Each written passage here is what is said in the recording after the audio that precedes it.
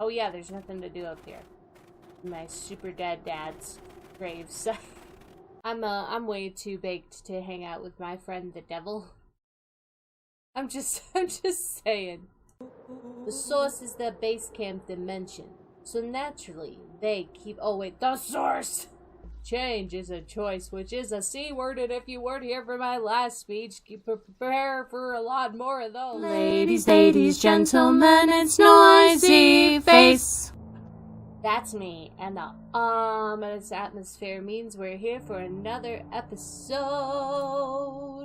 of Beacon Pines. Last time we found a secret room full of tunnels and tubes, and today we're gonna figure out where they lead. But first it would help if you could, like, see the game that we're playing. It's fine. Okay. The cold, hard truth. Ooh. Beck leapt up, allowing the suction to yank her into the dark. Dimness eclipsed around her like the shutter of a camera, as she seemed to cover great distance in mere moments. Her only points of reference were glints of upcoming turns, which approached with frightening speed, only to carom her gracefully along. She heard the tinny, distant echoes of Rollo's glee. Once she stopped fighting against it, the ride was impossibly smooth. Then, all of a sudden, as if minutes had passed in an instant, light blazed into view. What did I say? What did I say? It was gonna spit us out here. A burst of wintry air snuffed across her face, and she was flung out into the cold. I know. I are mysteries. Whoop! That was intense. Yeah. I think I might have parted with some fluids in there. Any idea where we are? Because now your fluids are probably on me and I don't want to think about that. Somewhere cold. Doesn't look like it got to any of us. I don't feel like we traveled that far. So, where did it all go? This place sucks. Why would anyone want to blow something up out here? Only one way to find out, I suppose. We gotta catch up to Nun Creed. I think he went this way. Okay. Think? Or you know? Because I'm gonna go the opposite way. Pines. This looks familiar, yeah. Maybe we can clear off the snow. No time! Nuncreed's getting away! Okay, but I want to.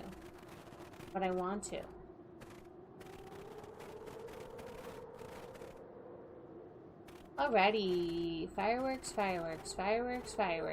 You're never there. Okay, this is starting to feel really familiar. I may not be the most well-versed in all things Beacon Pines, but it does look like some sort of frozen replica of the town. Ah, I got it. It's so obvious now. Mr. Nuncreed is an alien. Rollo, stick with me here. His specialities of his species is that they can only live in sub-zero temperatures. Oh boy, here we go. The source is the base camp dimension. So naturally, they keep- oh wait, the source is the base camp dimension. So naturally, they keep it cold. We found it by traveling through these metallic wormholes back there. The final objective, kill us all and shapeshift into a Beacon Pines citizen of their choosing. You never really had me, but you very much lost me there. You get used to it. We should keep moving. And move we shall. And move we shall. Oh. Blop, blop, blop, blop, blop. Can't do anything there. Can I go in here yet? Nope. As they rounded the corner to the frozen town square, they spotted Mr. Nuncreed inching cautiously And my toward the pit grandma. at its center. He held his arms out gingerly, as if approaching approaching a beast in the wild. Upon closing the distance, Luca recognized what Nuncreed was after. Gran stood confidently at the edge, one arm outstretched over the abyss nearby. A wheelbarrow had been emptied out. She held a lit torch, which flickered in the bitter wind. Juniper, I don't know what you think you're doing, but I assure you, this is not going to solve anything. If you drop that, you've doomed this whole town. Oh, it wasn't me who doomed the town. I've been watching you. Joseph, I know what you've done. You and your co-conspirators.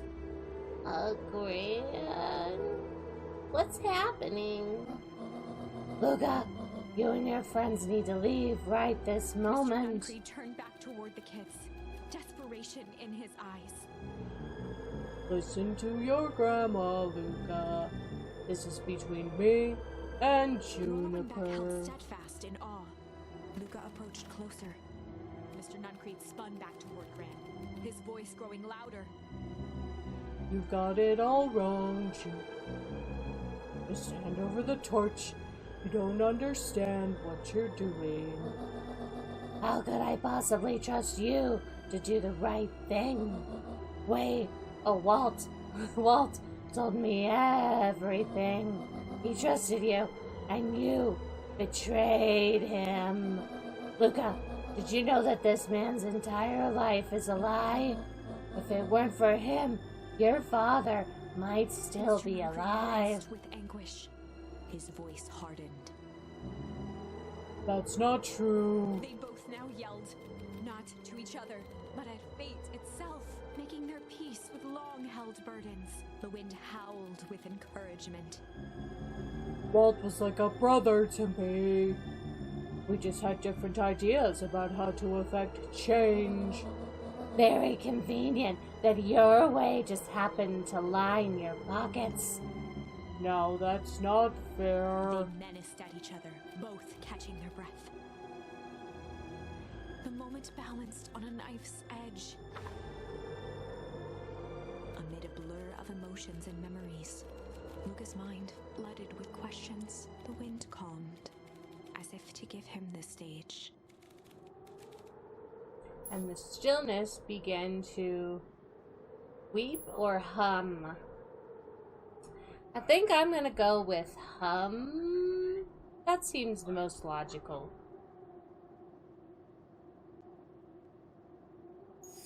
And in the stillness, he began to hum.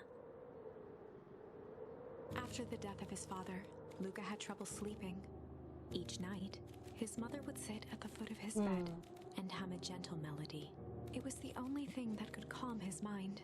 The only thing that, however briefly, could make it all seem okay. That melody pervaded every memory Luca had of his mother. Shivering in the raw snow, he began to hum it out loud.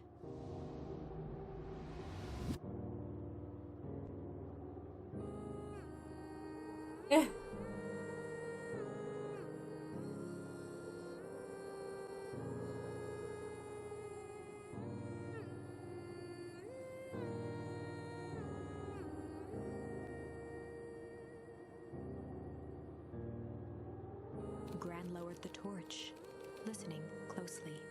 As recognition slowly set in, her heart sank. Those countless nights of consolation, the incomparable loss they shared together. She let the torch fall to the snow and sizzle out. A few steps toward Luca was all she could bear before dropping to the snow herself. Plop. Through a flood of tears, she began to hum along, note for note.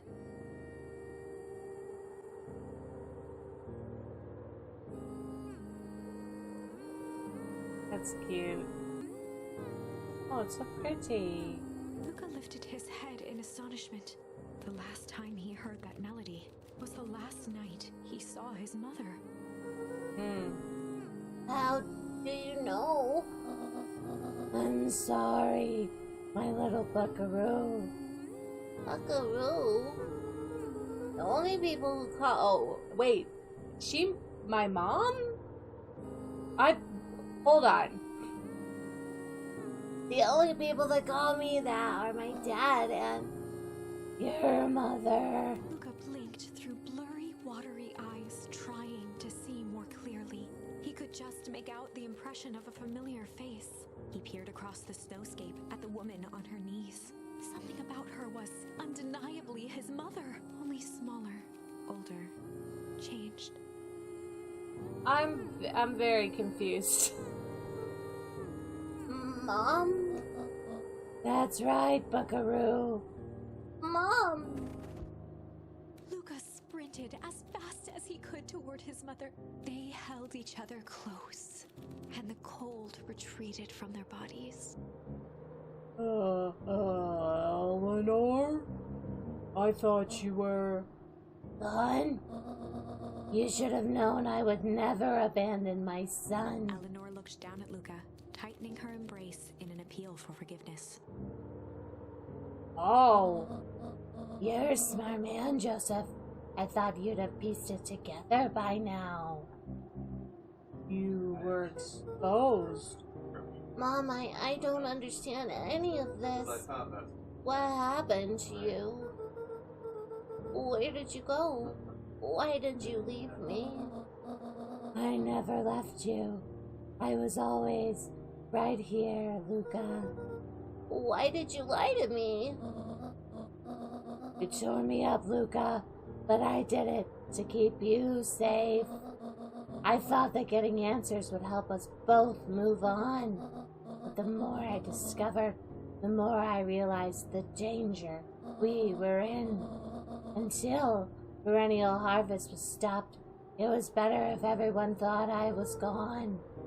You could have trusted me. These are bad people, Luca. They won't stop until they get what they want. And they don't care who gets hurt in the process. Then, what do? We have to stop them. Joseph slumped into the cold, wet snow. They can't be stopped. This is too big. I tried beating them at their own game. I'm done fighting fire with For fire. the first time in a long time, her voice felt like her own again. No more lies. I see now. There's a better way to stop Perennial Harvest. The cold, hard truth. Luca gazed down at Nuncreed with pity. He looked small.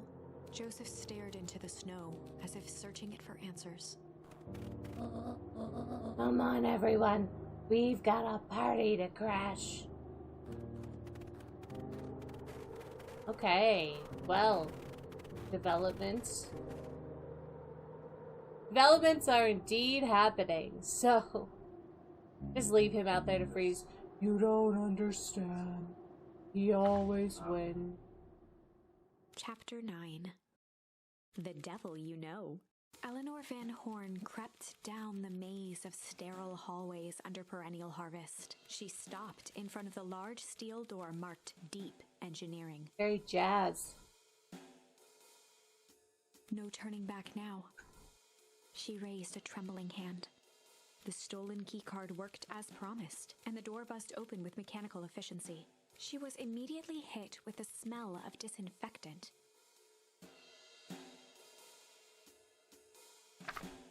It was some sort of laboratory. In one corner was a desk covered in papers. Across the room stood a tall metal pod with hoses protruding from its base. She rushed to the desk and began shifting through the piles of papers. They were experiment reports on something called Tempus Liquamen. There were dozens of them. Every one stamped failed. Eleanor heard the sharp echo of footsteps approaching. She was out of time. Her eyes scanned the room, eventually landing on the strange pod. Muttering a curse under her breath, she dashed over and dove inside. Oh, did I cryogenic myself into a pod? And that is what change is all about. Here we come. Grabbing the future by the scruff of the neck and making things happen. Change is a choice, which is a C word, and if you weren't here for my last speech, prepare for a lot more of those. I am tickled pink that we will all be making that choice together. How great is that? This man is a liar. Excuse me? I will not. There's no excuse for you.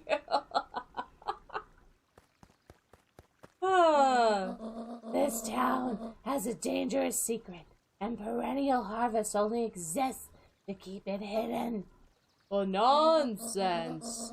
They picked up the whole damn town and moved it right under our noses. You aren't making any sense there. There, old lady. I'm gonna take you back Mr. Kerr to your addressed the room. crowd with a sarcastic tone. Imagine such a thing. It's absurd and just plain impossible. They promised they could fix the foul harvest. They told us they would clean up this place. We just had to leave town for a few days while they had us evacuated. Miss Hartford, I'm afraid I'm gonna have to ask you to shut up. You're afraid of a lot of things, aren't you? You sniveling little worm. This is growing tiresome. A little help, please. Don't you all see? This festival is a sham, an excuse to have the whole town gather in one place. They're planning something awful. I don't know what, but these people are wicked. Don't listen to her. She has absolutely no proof. I am the proof. I'm Eleanor Van Horn. Whispers filtered through the crowd. Well, aren't you just sneaky as the dickens? We all knew Valentine's fertilizer was too good to be true. And now, this whole town is paying the price. Ladies and gentlemen, I'm sorry about this disruption. My associates will take this obviously disturbed woman somewhere comfortable, so she can get all the help that she needs. She's not the one who's disturbed. You two-timing clown. You all know there's something wrong with this town. It was just easier to look the other way.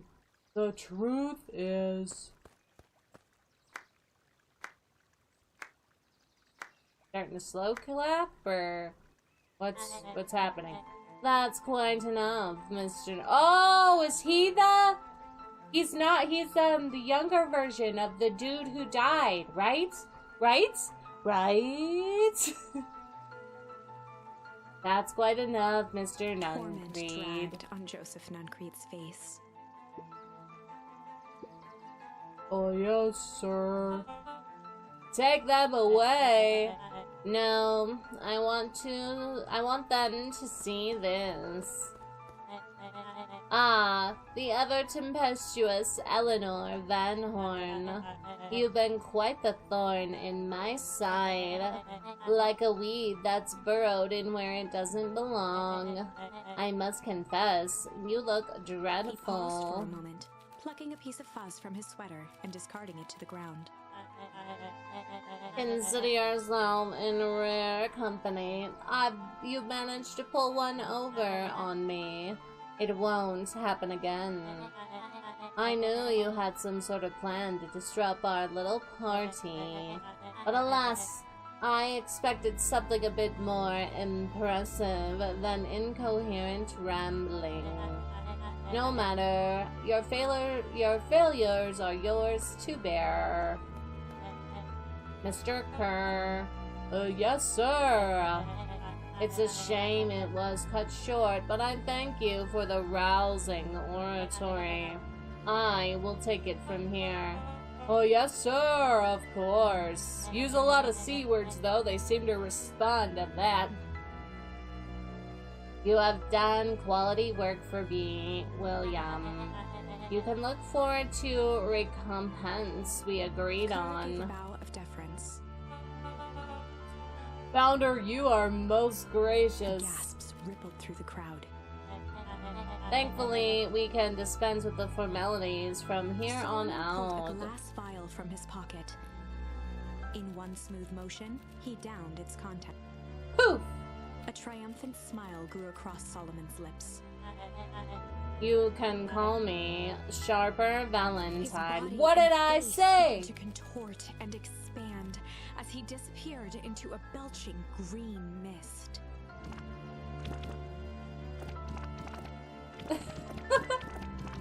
I mean, this looks A painful. I'm hushed just saying. horror gripped the crowd. This Bum, bum, is a story bum. about change. What? No. Ah, so you didn't see that coming. Good.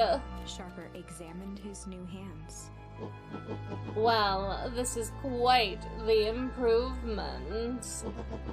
Everything looks so much smaller now. Eleanor was right about one thing. The festival was a ruse. I wanted you all to witness my glorious return with your own eyes. Why does everyone look so downtrodden?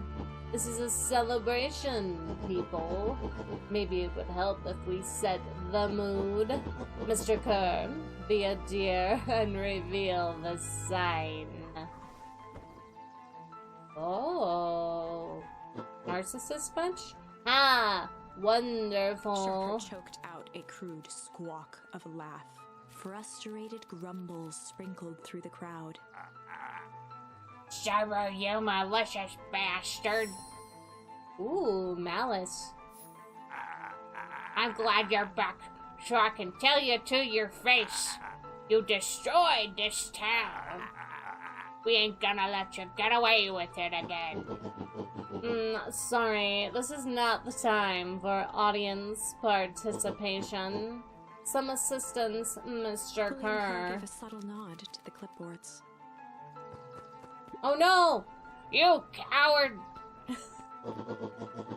Does anyone else have something to contribute? Helpless quiet settled over the crowd. I thought so. Why are these people in the back just like... Did you all truly believe you could be free of me? A town of complete and utter fools. You people should be celebrating my return. You're clearly lost without me. And that leads me nicely to my children. Daddy! He's so happy in his face. I gave you both the greatest gift a parent can give. The opportunity to prove yourselves in my absence. Squandered. He's so sad. To say I'm disappointed would be an understatement. Oh, but silence, Augustus. An adult is speaking. I don't know which is worse, a son who is completely hopeless, or a daughter with such potential who inevitably lets me down. Eris, you fail me with admirable consistency. Thankfully, I was counting on it this time. But Father, I've been wasting time, my dear. What have you accomplished? I was focused on cementing our legacy. Legacy. Who needs legacy when you can live forever? That's not there, but we need like an evil villain laugh. But what about? It's alright, kiddo. I'm afraid you suffer from a complete lack of imagination. There's just no helping it. Now then, where is Joseph? You didn't take the opportunity to slip off, did you? Ah, there he is. Everyone should give him a hand. None of this would have been possible without Joseph. I think you've said enough. Nonsense. The people deserve to know how helpful and loyal you've been. I only did what I did because he left me no choice. You always have a choice, Joseph. You were simply too weak to take it. Yeah, like a Murray stabbed himself like 50 times, bro. Come on. No matter. Cheer up. You're about to be rich beyond your wildest dreams. You should follow Mr. Kerr's example. When I found him, he was in a sorrier state than any of you. An aging actor, desperate to recapture his youth. He played his part, and soon he'll be able to play the leading man again. Forever, in fact, if he remains loyal. That goes for all of you, while those who haven't already frittered away my goodwill. Beacon Pines is mine again, and I am willing to share its spoils in exchange for absolute loyalty. Are you saying William Kerr was never in charge of perennial harvest? Ah! You think that puffed up Blacker's kite could have accomplished all of this? Dawn, I suppose it's time for your big exclusive. Sharper addressed the crowd with indignant pride. He'd planned this moment for so long that now, at the deed's fruition, it almost felt frivolous. You see, I needed a figurehead to hold things down while I orchestrated my return. Someone to misdirect, lie, and bilk this town for a spell. So I invented William Kerr. Take your bow, you've Mr. Kerr earned it. flourished a preposterously elaborate bow. Patrick C. Montesquieu, thespian extraordinaire, at your service. Founder, I just want to thank you again for this opportunity. It truly was the role of a lifetime. Wait, so this Bill Kerr was a patsy the whole time? I don't even care that you were a miniature version of yourself and you're drinking, flipping, mutating potions over there. I'm concerned with names. Okay? That's how I roll. Now that your secret is out in the open, what's to stop this town from rising up against you? Oh, that's the delicious part. Because when I do this voice, I was thinking of the anime villains and they push their glasses up and they're like, yes, quite. Yeah. Thanks to our clipboards, I know each and every person in this town fears most. I will make those fears manifest for anyone who steps out of line. I have like Green Lantern powers, they're pretty cool. The choice is simple. I'm not afraid of you. Ah, the young hero. I've kept a keen eye on you, boy. You and your friends made a habit of disrupting my plans. What a pity. If things would have gone a bit differently, you might have had your moment of triumph. But that's fate for you. You can't do this. Oh, but I can, and I've won. Never underestimate what a great man can do given time. And now, time is my plaything. Perhaps the most expensive thing I've ever bought, but well worth it. Sharper coughed one final laugh and cracked his knuckles. Enough chit-chat. Let's get to work, shall we? And so, Sharper set about remaking the town in his own image. The fertilizer factory soon reopened for business. Sales rose steadily as more and more farmers across the countryside began to swear by its miraculous properties. Is this a bad thing? Beacon Pines became famous. I'm just asking. A secretive town that, for the right price, shared its gifts with all.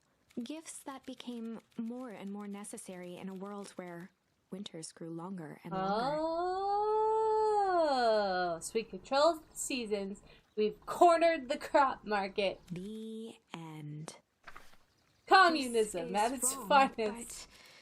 But things are becoming clearer now. Are they? I'm glad you feel You that can way feel because it, I right? sure don't. No. Literally Can't cannot. let Sharper win. He might just be the key to this whole thing. Let's see. Okay, how far back do we want to go? Well, this isn't done. We can chill interrogate that man. Or we can malice this dude. Okay, I want to malice. I feel like malicing someone. I don't even remember what I was doing. Oh, yeah! When he shoved me in the freaking phone booth. Luca peered up at Mr. Nuncreed. Kind eyes warmed a stern face. There was a deeper emotion hiding beneath it all. It was subtle, but Luca could sense something eating away at him. There was a malice lurking behind those eyes. There was a malice lurking behind those eyes, like a trap ready to spring. Luca felt the weight of Nuncreed's hand on his shoulder. Something wasn't right. He didn't know why, but something was telling Luca to get out of there. I just want this all to be over. Of course. I'm sure it will all work out soon enough, or you'll be dead, one of the two. I should get going. I told Roxy I'd check for Rolo at the Luca twisted free of treehouse. Nuncreed's grasp. Of course. Luca, you know your dad and I were good friends back in the day. You can come to me with anything at all. Hello? Can I shove you in this pipe? Alrighty. Guess not. Back to Rolo I go.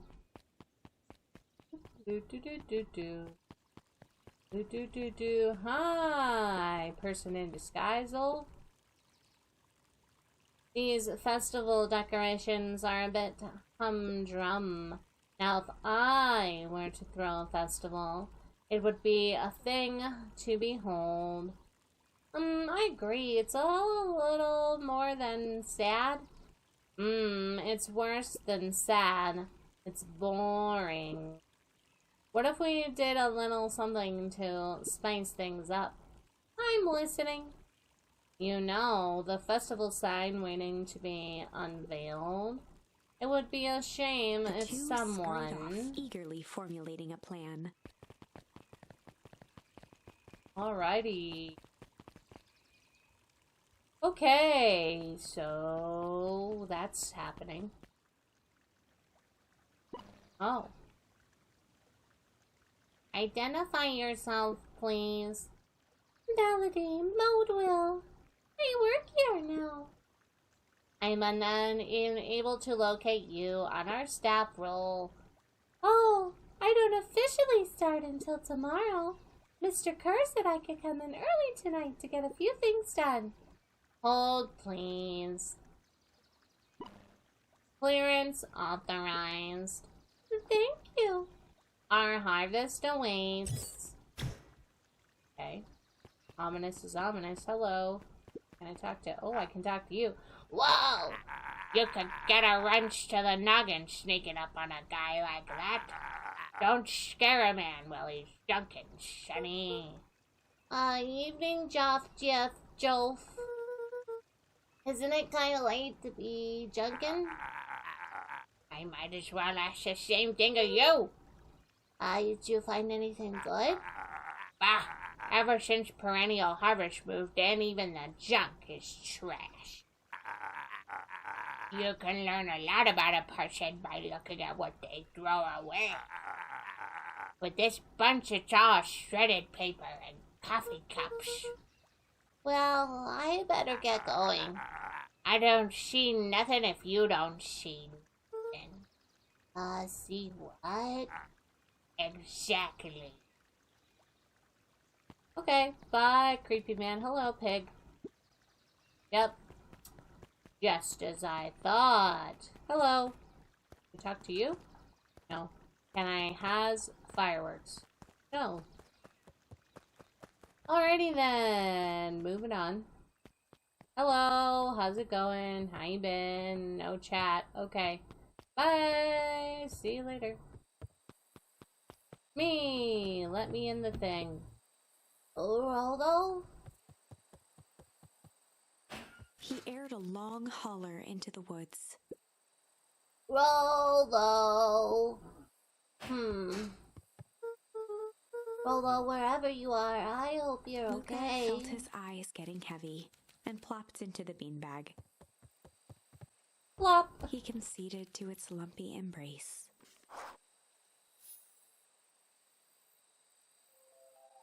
Meanwhile, Once again, Luca in found creepy himself in a dreamland. vast black expanse. This time, he knew exactly where to go. He took a single confident step forward. The world flickered and pulsed. He found himself standing in front of the frigid air of a blazing campfire. The source. The source. He plopped down cross-legged and gazed into the cold flame, waiting. Soon enough, the fire began to die out, popping sporadically, until all that was left was a single ember. Lucas stood up and dusted himself off. I'm so He confused plucked right the now. glowing ember from the cold ash, examined it, and slid it into his pocket, a keepsake. The voice of his father spoke behind him. "You made me proud, Buckaroo." Luca turned to face him. "Dad, what is this place?" A warm grin grew across his father's face. "A place where everything that has been and everything that could be all wait together." Luca found himself staring at his father's face, trying as hard as he could to memorize every single detail. "Wait? For what?" Another voice spoke out as Luca's doppelganger stepped forward. "That's up to you." Without knowing why, Luca began to weep. Is any of this real? Are you real?" Luca's father bent down to smudge away a tear. "Of course. I'm as real as the part of you that misses me." Aww. Luca turned to look at the older version of himself. "And you?" The doppelganger choked back tears. "I'm as real as the part of you that's angry he's gone." Aww. Does I that got make chills sense? from that. Through his tears, Luca laughed. "I think so." His father pulled him in for an embrace. "Time to go, Buckaroo."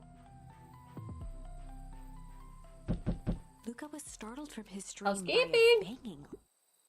You want me for pillow? A commanding voice rumbled from below. Just as Luca sprang to lock the entry hatch, the door knocked open. Ah! Chapter 5. Ooh. Dangers big and small. Okay, ominous is getting ominous Luca now. stumbled back. He heard the rope ladder creak under significant weight. Keeping his eyes fixed on the hatch, he inched backward to the balcony. As his hand grasped the door handle, Luca froze. A large figure clumsily wriggled up through the hole. It's Rollo. But he's old. Okay, this is some real Nomura time shit here, okay? I'm just saying. Stop right there! We're all... Sheesh, you know it's dark and all, but I figured you'd recognize me. Got my hand in my pocket just like I always do, only this time it doesn't look inappropriate because I'm not wearing overalls. Who are The large figure cocked its head inquisitively. Stop, or I'll clobber you with a baseball bat. Whoa, whoa, whoa! Take it easy. Luca, you need to get your eyes checked. It's me, Rollo. Nice try, but you are Rollo. You're like one of his random uncles or something. Where is he? Uncle. Luca, quit messing around. It's me. If it's really you, prove it. Flamin' chicken coop, Luca. Luca's jaw dropped. He peered more closely at the man standing in front of him. Something about him was undeniably Rollo, only bigger, older, changed. How? What happened to you? When I was running away, I ran into more people in yellow suits. They grabbed me and they dragged me away. What? Where did they take you? Oh no, they threw a big bag over my head. It was cold and it smelled like a swimming pool. I think it was like an underground lab or something full of tubes and glass. Just saying. They made my hands all big. Look. Zombie Rollo arms. proudly presented his hands to Luca. Pretty sweet, right? I mean, it wouldn't be my first pick for a superpower, but beggars can't be choosers. Rollo, it wasn't just your hands. My feet too? Dang, Pa just made me new shoes. Wait, Luca, why are you so small? Luca moved to the side and pointed Rollo to his reflection in the balcony window. What? His hands shot up to his face. Holy Toledo! Rollo, what did they do to you? They made me drink some sort of green stuff. Ew. Actually, it wasn't too bad. Kind of tasted like licorice, but the black licorice, which is also terrible, so you know. I passed out, and I woke up like this. And then, I sorta smashed open my cage, and I escaped. Whoa, you smashed a cage open? Kinda. At least, I think I did. It's kind of all a blur. They had you in a cage? Who are these people? I don't know who did this to you, but we're gonna fix it. Fix it? This is awesome! Well, I'm just glad you're safe now. Luca, you don't need to worry about me. Sure, I got snatched, but look at it this way. I got snatched. I know where snatched people go, and we may finally have a lead on what happened to your family. Maybe you're right.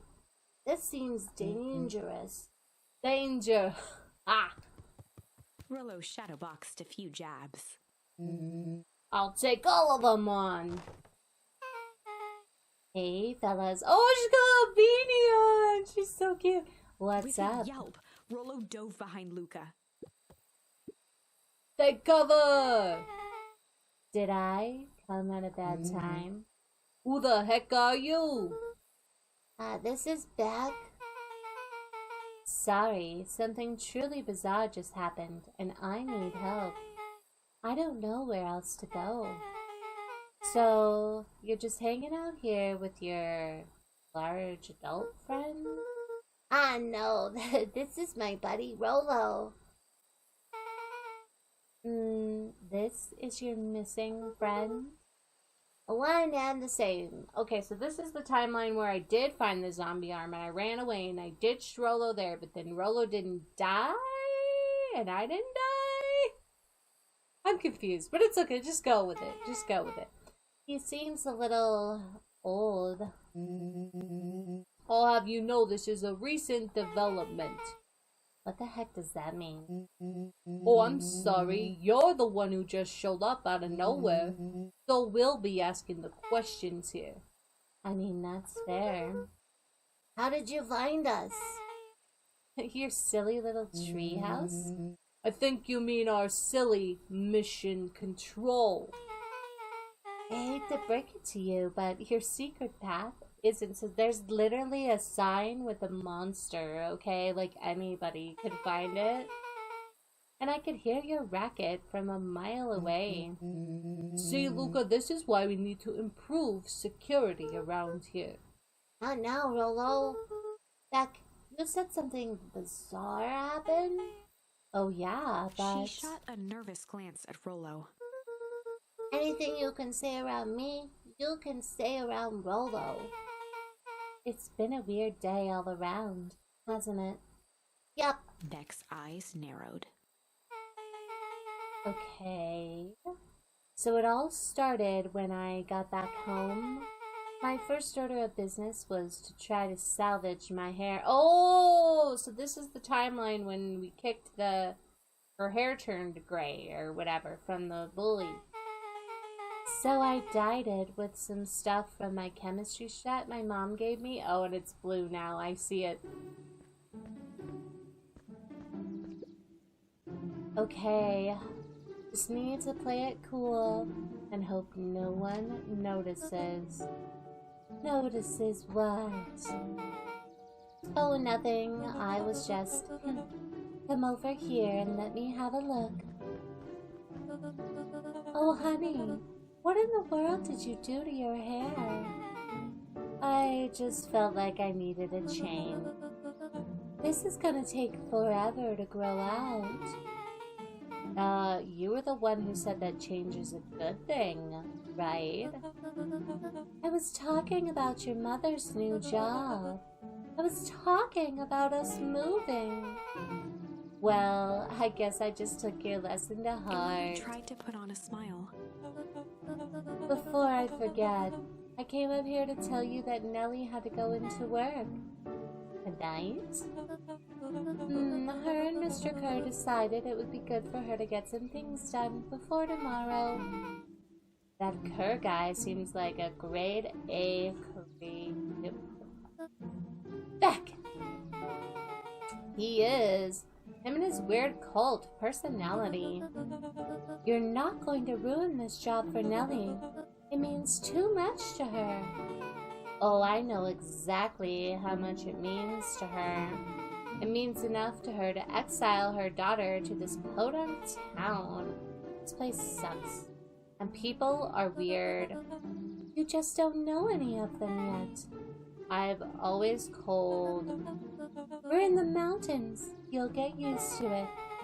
I can't even pick up a single decent radio station on the radio. It's all banjo music. Farm reports. You know, I grew up in a town not that different from this one. Is that why you're better at talking to plants than people? Dang! Okay, so here's what we're gonna do. First of all, you're grounded. What? In the morning, I'll have Nellie come and see what we can do about fixing your hair. You need to look presentable for the festival. But not another piece. She sighed, and after a moment, looked down at Beck sympathetically. I know moving is hard, honey, but that doesn't mean you have to make yourself miserable all the time. Other people seem to have it covered for me. Oh, the angst!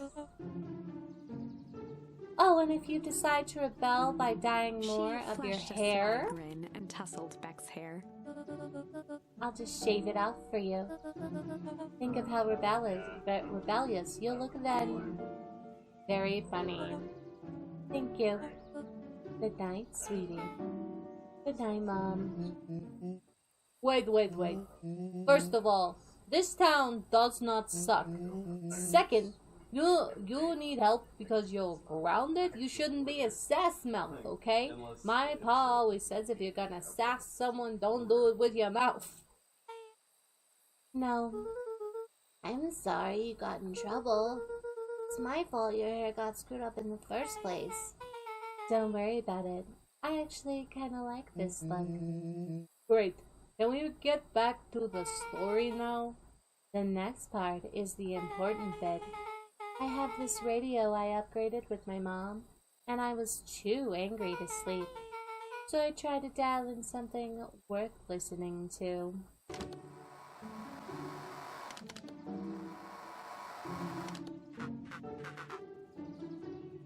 I don't know who that is. So, Mr. Kerr, are you there? Mr. Kerr? Yes, I'm busy. What is it? Apologies, I have the founder on the line.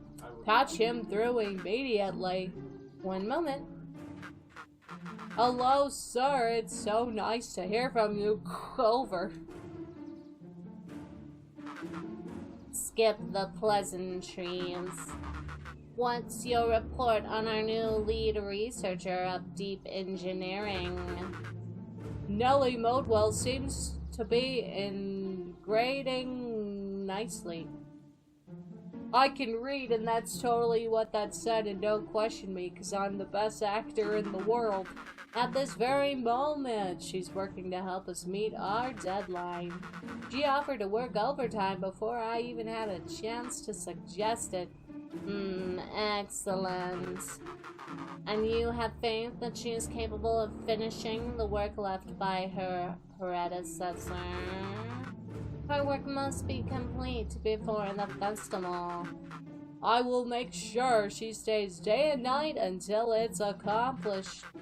Good. You know how I feel about loose ends. Oh, yes, sir. Once she has finished the work, we need to make a determination regarding her long-term prospects in the company. Immediately, sir? I usually have more time to fully bring people into the fold. We are in the end game, Bill. And your failures with Dr. Prescott can't afford to take any risks. Of course, sir. No loose ends, sir. Once she finishes the work, she will either leave the office completely committed to Perennial Harvest, or she won't leave at all. Over and out. Perfect. Sir, if I might suggest, maybe we should delay just a little bit? Oh? It's just, we seem to be rushing to hit this festival deadline, and rushing into things has caused some issues in the past. I see. Please understand that I just want what's best for you. I'm eternally grateful for all that you've done for me. Bill, I'll make this very clear for you. I brought you in to make things run smoothly, and to not say over and out when you're not done talking, but you did it anyways. You're also not to have opinions. Of course, sir. Cannot, Bill. You're only a few days away from having everything you ever dreamed of. Yes, sir. Thank you, sir. Over and out. Whoa. Yeah. Just so we're clear, when they said loose ends, they were talking about murder, right? Like killing somebody, you know, because there's like other forms of murder apparently in my brain, but whatever. Capital Luca gave murder. Rollo a quick elbow to the ribs. Who's the founder? I was hoping you guys would know. Nah, as far as we know, Kerr is the top banana at Perennial Harvest. You sounded scared of this founder guy. So, we have an even toppier banana in the field. What the hell is my mom caught up in? She hasn't talked about the job much. Not really. She said she was going to come in and continue the work of someone she respected. Luca, who you think that body at the warehouse was? The person Beck's mom came to replace. That would make sense. Beck, it seems like Nellie's predecessor got, loose ended? I'm getting that impression. Okay, we need to get your mom out of there before the festival happens. That's 2 days away. Won't she just come home after work? The creep on the radio said they were going to hold her there until... so if she's not coming out, we gotta go in and get her. A large sheet of paper out of her pocket and slammed it on the floor. Maybe this'll help. You have blueprints? Well, it's really just a welcome mat for my mom's PH orientation day. But it shows a layout. Sure looks like blueprints to me. Look, here's the reception area. There's a big room marked Founder's Office. It even has all the exits marked. Guys, we have a deadline. We have an objective. We had blueprints. You realize what this Rolo is, started right? to wiggle with excitement. I think we're heisting. It's officially a heist. Chapter 6. The Heist. They spent the night's end huddled around that small map, formulating a plan to infiltrate the headquarters of Perennial Harvest. It would be no small feat. A modern facility equipped with all manner of technology, not to mention the swarm of clipboards that would most certainly be scattered throughout. By the time the sun began to peek through the car window used as a makeshift balcony door, all were in agreement. This could just work. The final day before the festival would be used to prepare. They'd need to pool every resource at their disposal, pull every favor with a thread, even enlist some unsavory characters around town with important tasks only they were suited for. Luckily, there was enough ill will and mistrust toward Perennial Harvest that alliances could be found at a bargain. Luca, Beck, and Rolo rubbed their eyes as they exited the treehouse. They hadn't slept at all that night. There was no time. That's probably a bad idea. You always want to rest up before a good heisting. The festival was to begin in one day, and they each had their assignments. Alright, quick recap. Rolo, you're gonna talk to Roxy. Cordially. Without her and Fitz, this is gonna be a bust. Me? Cordial is my middle name. Rolo, Cordial, whatever my last name is. And how do you plan to explain waved your vaguely at Rolo's new circumstance? Bah, she'll be happy I'm alive. She won't Beck even snorted notice. an involuntary giggle. And Beck, you're sure Alana won't, Iona, however you say that, won't just shoot this whole thing down when she hears it? She'll listen. Once she understands the danger Nellie is in, the danger we're all in, it'll make sense. Okay, that leaves me with Jeff, Jolf, and Iggy. How are you gonna persuade them? I'll think They of each something. looked at each other with sleepy confidence and nodded. Well, Godspeed. Okay, I gotta go find crazy otter man. Bye. I don't see him here. Maybe he's this way. Not by the trash. He's not here, but he could possibly be up this way. Nope. Right, what you got to say for me, old lady? Read my story. Undaunted, he shook his head. Over? No. Endings are merely a state of mind. This doesn't end until I give up. Wow. I admire the conviction. But can he really pull through? You tell me, lady. You tell... Oh, maybe I go this. Maybe I go this. I don't see anybody over here. But you know what I haven't done in a while? Smack this melon. Okay. Out of my soul. Wait, could you give me some ice cream to give to Iggy to bribe him? Would you, please? No? Okay, bye. Bye, bye, bye.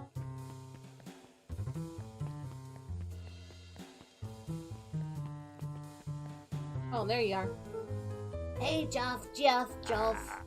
What can I do for ya? Well, I know how much you hate Perennial Harvest. Hate's a strong word. Oh, sorry, I mean, I didn't say it was a wrong word. gotcha. So we're gonna break into their headquarters, and I thought you might Jeff be able to wheezed out a help. long snicker. You see, I knew you kids were alright. Great, so you'll The help? joy in Jeff's face drained instantly. Not a chance. But, Give me one good reason I should risk my hide aiding and abetting you Looking rascals. into the sullen eyes of his would-be accomplice, Luca blurted out the first word that came to mind. Oh, hide junk. Shit, or I really want to say this. Shit. Yeah, it's all shit. It still ain't helping. Ain't that some shit? Alright, can I Luca do it wasn't again? ready to give up so easily. He shouted out again. Junk. Yeah, what of it? Johnny, I got more junk than a king ash hopper. Ain't interested. Okay, so it's not junk. Probably fight. I've done enough fighting for one lifetime. More than a share illusion. Time's come to hang up the glove. Okay. Hide. Jeff's brow perked up. What'd you say? Go ahead and hide then. Sensing some traction, Luca carried on with vigor. Let a bunch of kids do what needs to be done. We're not afraid. Jeff's scowl faded with a sigh. Say what you read about old Jeff. They all do. But you'll never hear him say I hid from nothing. One good stomp of the foot was all Jeff needed to drive his point home. What was it your kids needed? Some sort of disguise. Well, I've got just the thing. And while we're at it, that crate should come in handy. This ain't gonna be free, you know. I'm thinking 5 bags of sour gob ought to cover it. Put it on my tab. Luca offered out his open hand to seal the deal. With a firm and dusty grip, Jeff reciprocated. Done. Swing by first thing in the morning. Alright, thank you. Bye. I don't think Iggy will be in the library. He indeed is not. Probably be gallivanting out here. There he is. Hey, Tish, look who it is. Luca, are you here to try to tickle us to death again? Look, just hear me out. He raised an eyebrow suspiciously. We're listening. Iggy, I know we've both been giant bags of shit to each other. Iggy gave a reluctant shrug. You're not wrong. But lately, life has kind of been strange, you know? Iggy considered the point. Things happen weird around here. So I'm offering a truce, and I'm asking for your help. What do you say we break our hostilities, at least for now? Oh, we do like breaking things, even if truce means less breaking things. What if I told you there was a way to have a truce and break stuff? Hold on. I need you to cause a distraction so I can sneak into Perennial Harvest HQ. I happen to know where you stored your fireworks, so I'll just show you where those A are. wild-eyed grin spread across Iggy's. My, Luca Van Horn, I'm impressed. After all this is done, maybe you and Tish can come hang out at the treehouse sometime. Iggy glanced over to Tish, who nodded in agreement. Fine. But not because we want to see your crappy treehouse. We just like to cause chaos. With a quick nod, Luca was off. Doo-doo-doo-doo. You hear that, Tish? Iggy gazed up at Tish with a smile. He invited us to hang out at his A single tear treehouse. ran down Tish's cheek. Oh, I never expected this day to come. How wonderful. That's cute. Chapter 7. Alright, well, I think, Into the hive. A good heist requires preparation.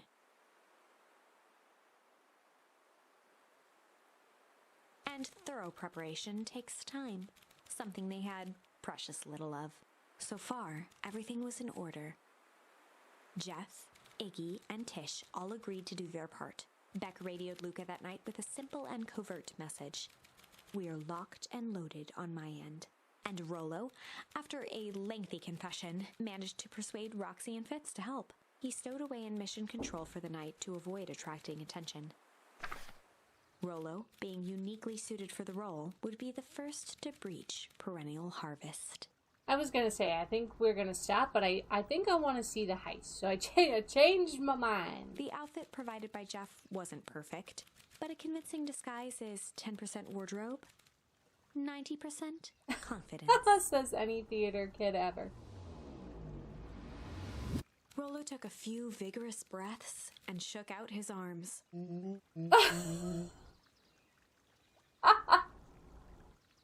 Oh my god, that is not worth 5 bags of candy. Okay, I'm just saying. Just stay calm, Rollo. You can do this.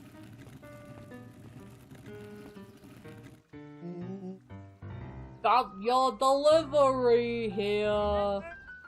A delivery? I don't have anything in my notes about a delivery. One moment.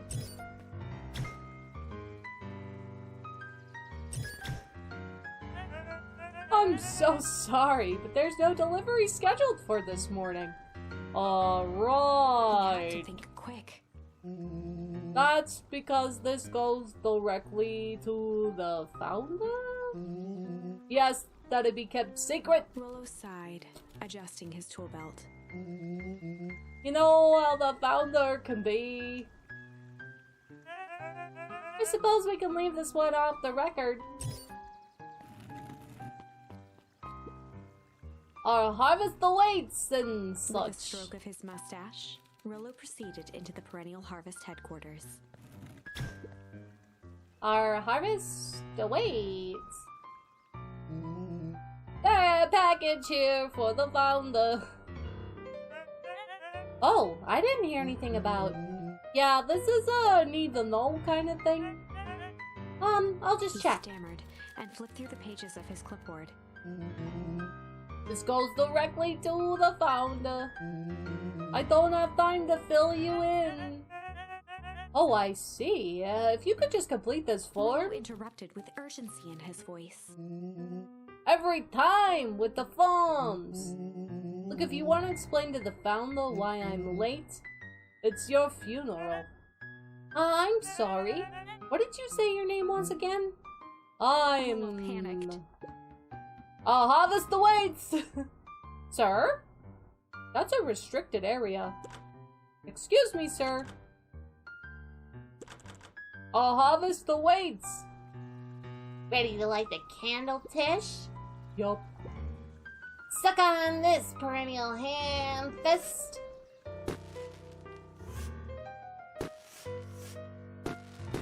What was that? Distraction was enough for Rollo to regain his confidence.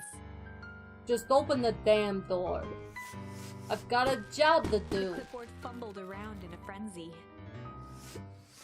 I should check on that noise.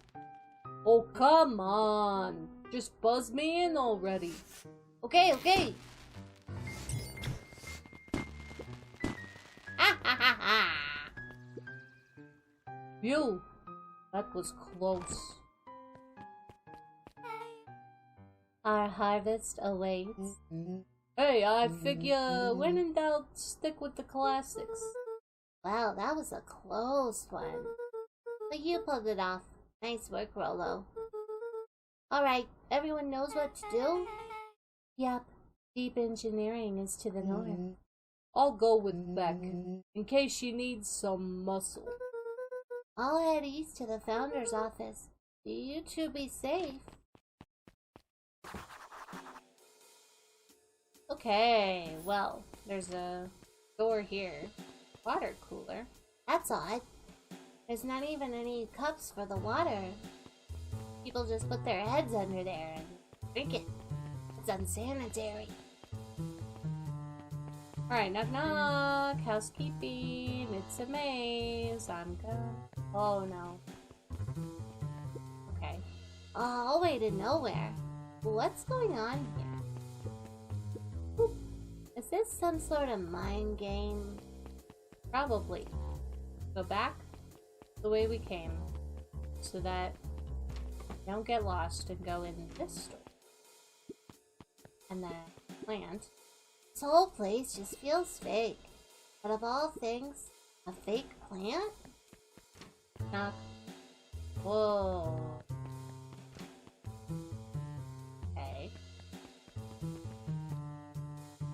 Oh. Okay. What? What? No, no, no. Oh, why did I go in there? No, I want to go this way. This is the way. Hello. Lemon? Solomon stopped in his tracks. Luca, what are you doing here? It's a long story. Are you A okay? leer of confusion flashed across Solomon's face. His words rushed out dramatically. No, I am most certainly not okay. Some strange people grabbed me and, were they in hazmat suits? Yes. How did you know? They brought me here and locked me up, and when they were distracted, I ran. Dang. Okay, you should stick with me. Solomon's We've got a facade plan. briefly faltered. We? Yeah, Rollo and Beck are headed deep engineering. Oh, thank heavens you found me. We've got to get out of here. But we can't just leave yet. But they'll catch us again. I've got to do something first. When you were running, did you happen to see a door marked Founder? Founder? Why are you looking for him? Or me? Or no one. I'm not. Just need to get into the office. Now that you mention it, I do think I saw a door that said Founder. It's down Luca this happened to way. notice a plaque above the door. Officer of the Founder. Hacking comes with consequence. Oh, here it is. So, it is. Pretty lucky that I ran into you, or else I might have missed it. Really Luca tried the fortunate. handle.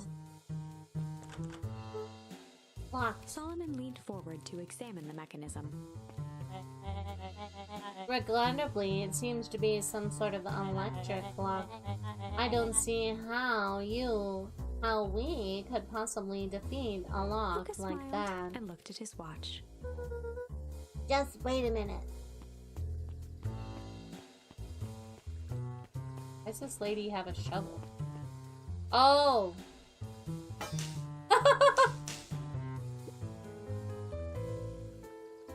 I don't know what sort of funny business you're up to, but I like She it. mimed a quick hat tip and ambled off with a whistle. Howdy. Good afternoon! The light on the keypad changed from red to green. How'd you do that? Good to have friends. Quick, let's get inside before someone spots us. Luca switched on his walkie-talkie. Rollo, I'm in. Over. As expected, there's a control panel. Great timing. We're stuck in a locked door marked 24601. My name is Jean Valjean. I need you to get us through. What if someone catches us? We should get out of here. I'm not leaving my friend, Solomon. On the computer screen, a green cursor blinked in a password field. Surely you don't have a way to get around the password. Luca pecked out his best guess. Underground secrets.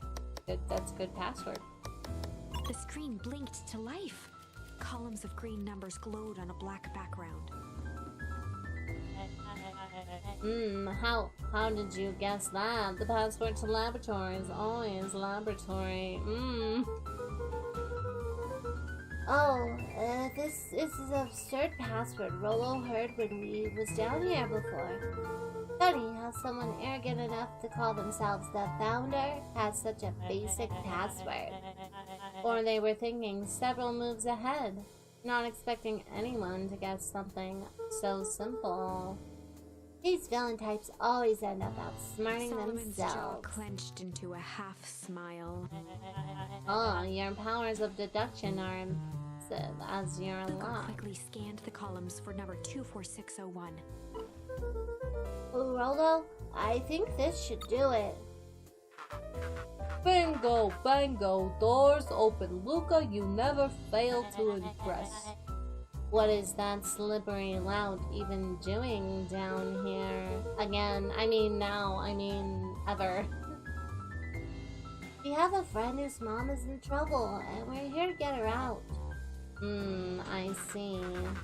Oh, okay, Luca, I think we're close. The next door is marked 13806. Once again, Luca scrutinized the numbers on the screen. In that moment of distraction, Solomon reached forward and pressed a large red button. Maybe this opens the lock. You jerk. Crap, we've got company. Luca, must go faster. One sec. I can't think He with all quickly this skimmed the noise. screen with his finger. Here it is. 13806. Go, go, go! Curse these fumbling hands. My apologies, Luca. Don't beat yourself up. I know you were trying to help. Do you? Do you know that?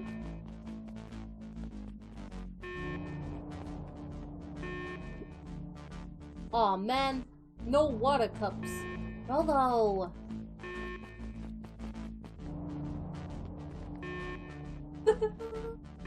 Rolo, are you okay? Rolo, come in. Mr. Kerr approached with a sneer and spoke into his walkie-talkie. You can turn off the alarms. They're With trapped. self-satisfaction, he called into the hallway. That, my dears, is the end. Nowhere to run. Rolo, where are you? Are you okay? Yeah, I think we lost them. Making our way back to Nellie's office. Okay, you two rabble-rousers are coming with us. Nope. Oh, damn! Make a break for it. Kicking shins! Did that little shit just kick me? Don't stand there, go after them! Okay, I think that worked. Roxy and Fitz have them on a wild goose chase. I'm having trouble following what just happened. Like I said, good to have friends. Rolo, how long do you think Roxy can distract them? How long can Roxy keep someone so pissed off they can't see straight? Let's just say we've got time. Entering Nellie's office now. Mom. Oh, honey, what did you do to your hair? I thought you'd be happy I finally used the Young Chemist Lab kit. You sure have a knack for making me incredibly proud in the most frustrating ways. We need to get you out of here. Me? Who's your adult friend? Oh, I'm not an adult. I had a growth spurt. I had more of a growth spew. No, that's not Nellie possible. leaned over to examine his teeth. Substantial banding on the enamel and molars consistent with Temper's liquidine exposure. Is that what you call the gunk they forced me to drink? Oh, you drank it? Oh no! Oh no! They told me it was only being tested on plants. Oh, back, sweetie, I promise I didn't know. Mom, what the hell is going on in this place? I was brought here to work on the discovery of a lifetime. A novel chemical compound was discovered under Beacon Pines in a wellspring they called the Source. They named it Tempest Liquidine. It pulls energy from its surroundings in order to fundamentally alter matter's relationship to time. And that means something because I'm all sciencey.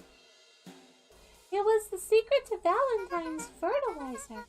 They harvested the Source, infusing small amounts of Tempest Liquidine into the product. It worked wonders, drastically accelerating plant growth. Crops would be ready to harvest in a fraction of the time. But it led to complications. The foul harvest. Perennial harvest chorus came in to clean up the mess, to succeed where Valentine's failed. The Tempest Liquimine is rebellious. Rebellious? You can think of it as a manifestation of change itself. It's volatile by its very nature. So the more you try to force it to do a specific thing, the more it resists. Yes. I can relate to that. My role was to finish the work of my predecessor, Dr. Prescott. Harnessing Tempest Liquimine is reliably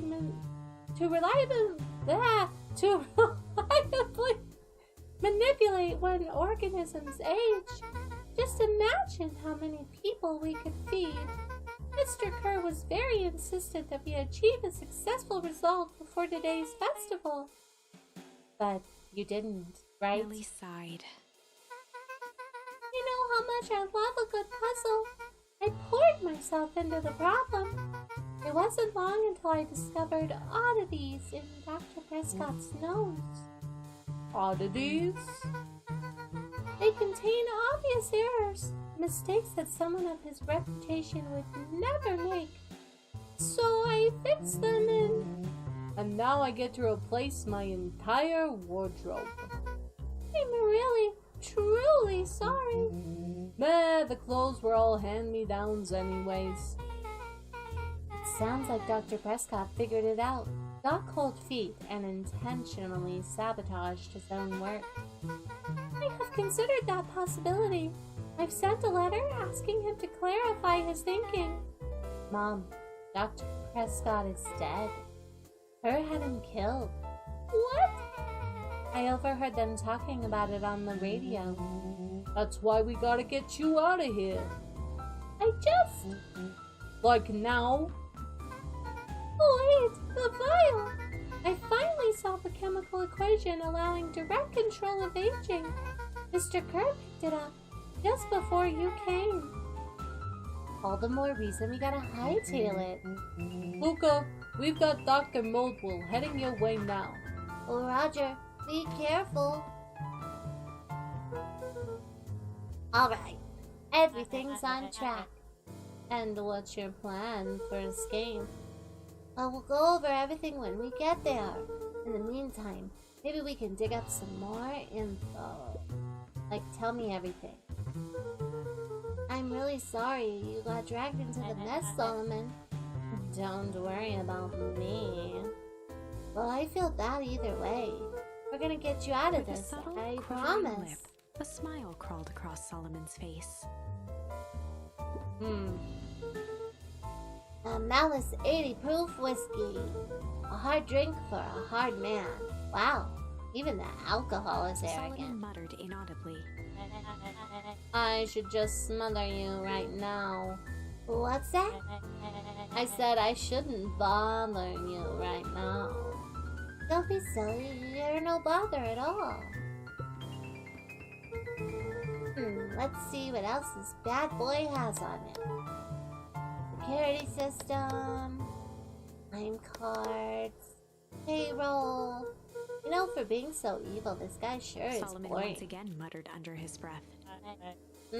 Just you wait. Huh? Oh, nothing. I'm just mumbling. Mumble, mumble, mumble. Luca tugged on each of the cabinets. Dang, this must be the good stuff. They're all locked. Perhaps he's not as careless as you suspected. Radios. Looks like the founder was helping Kerr plan the festival. Why would such a secretive leader be obsessed with a party? Only time Luca will held tell. his hand up to the ashtray. So warm. He must have been in here recently. They heard the trampling of frantic footsteps from the hallway. Lock it, lock it, lock it! Locked. That was close. When we left Nellie's office, it was swarming with clipboards. We barely got away. Did they follow you? Housekeeping! Hello. Before we start tossing blame around, is it possible that someone ordered a pizza or a mint for the pillow? We'd love to hear your thoughts. Definitely not a pizza. What now? Don't look at me, I'm officially retiring from the heisting business. We're so sorry for the inconvenience. We just have a few quick questions. Just let me think. Can someone watch the door? Of course. Everyone else huddle up. Oops. I think this little caper has gone on long enough. Solomon, no! Hush now, child. The adults are speaking.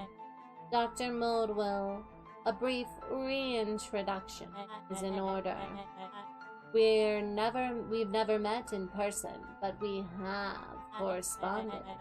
You see, it was I who hired you. Solomon, the pathetic orphan child, the powerful, enigmatic founder, Sharper, the fallen progenitor, who created this town, Perennial Harvest, Valentine Fertilizer, all connected by a single thread. Yours truly. Her eyes searched the floor in thought. Solomon watched eagerly, waiting for the flicker of epiphany. With a sickened look, she peered into his soul. Ah, yes, now you get it. Tempest Liquamine!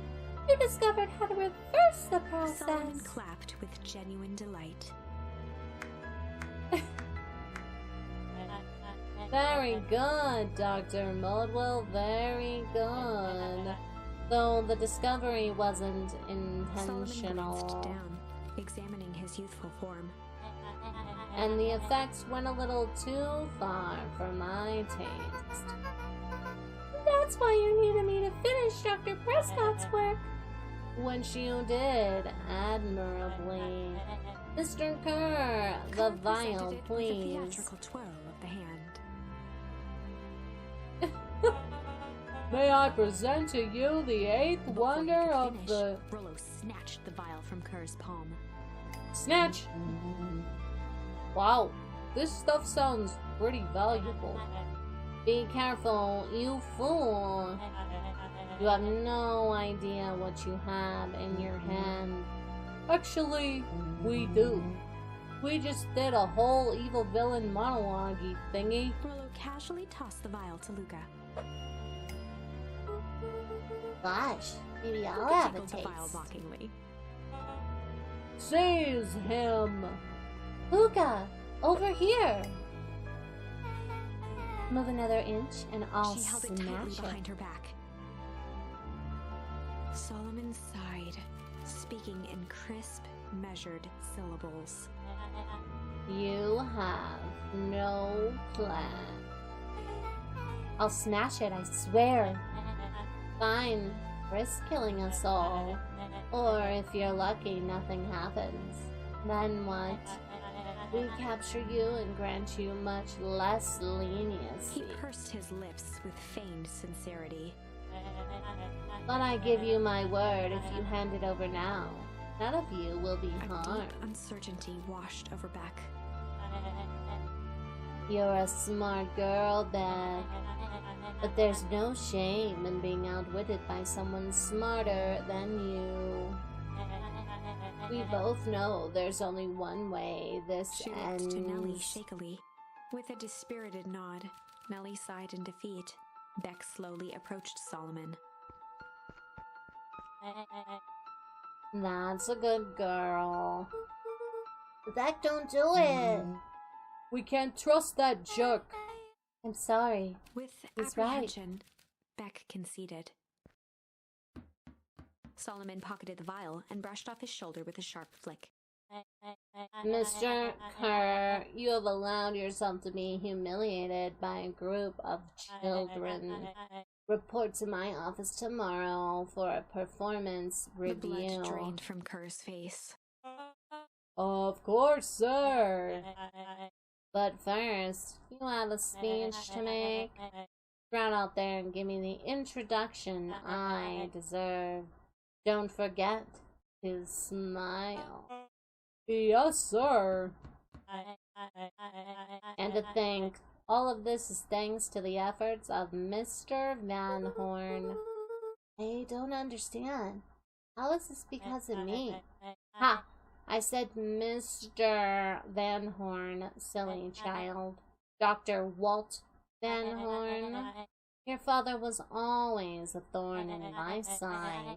I offered him the opportunity to be part of something great, but the fool was blinded by righteousness. He even broke into my laboratory in an attempt to sabotage my Solomon work. shook his head with gratification.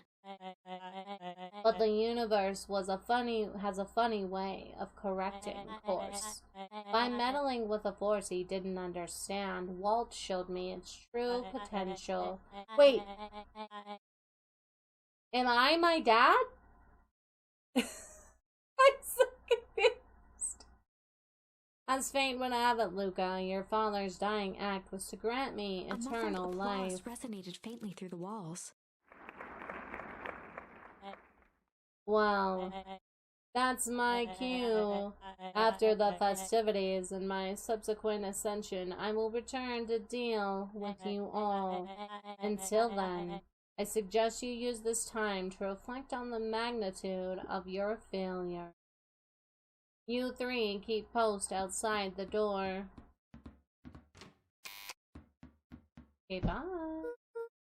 Crap! I can't believe Beck sold us out like that. Sure, she had no other choice. So what now? What's a plan? I don't have one. Of course you do. You always have a plan. Although You just need some time. it's over. We lost. Nellie was staring at the floor, deep in thought. Sorry, Luca. Give me a minute to calm my mind. What else? What else? What else? What else? What else? I don't think there's anything else that I can do. Over here. Bloop, bloop, bloop, bloop, bloop, bloop, blop. Hey, I'm sorry, Luca. Did what I had to do. I know. It's just, we were so close. I got a feeling that eventually Solomon will get what's coming to him.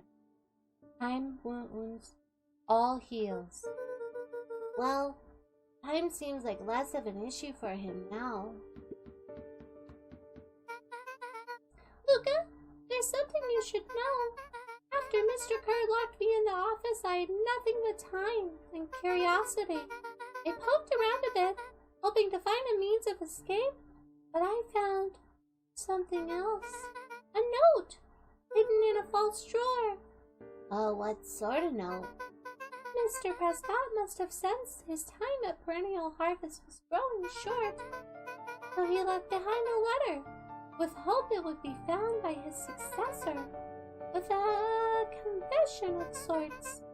He left it for me, but its contents, Luca, I think they were meant for you. Why? What did it say?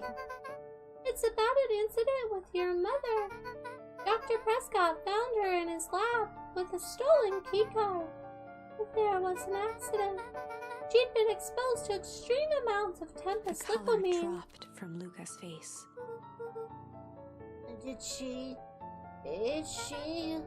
She survived. Dr. Prescott decided to help her recover. He no longer trusted Perennial Harvest, so he kept her whereabouts a secret. Over time, your mother led him to reconsider the purpose of scientific discovery. Science is often at the vanguard of change, but that doesn't mean it's always right. He realized that no one should have control over something as powerful as time itself. I now believe that's why he began to intentionally sabotage his own work. And it cost him his life. That's a reasonable Luca was conclusion. overwhelmed with emotion. But if she's been alive, where is she? Where's she now? I'm A your sudden grandma. explosion sounded from the hull. Chapter 8. Alright, so we're back to 8, and I think I am gonna go ahead and leave this episode here. Things are getting kind of confusing. So yeah, my theory now is that I'm my own father, but younger. But why wouldn't I have memories? That makes no sense. But anyways, join me for the next chapter and we'll discover more into the mystery of Beacon Pines.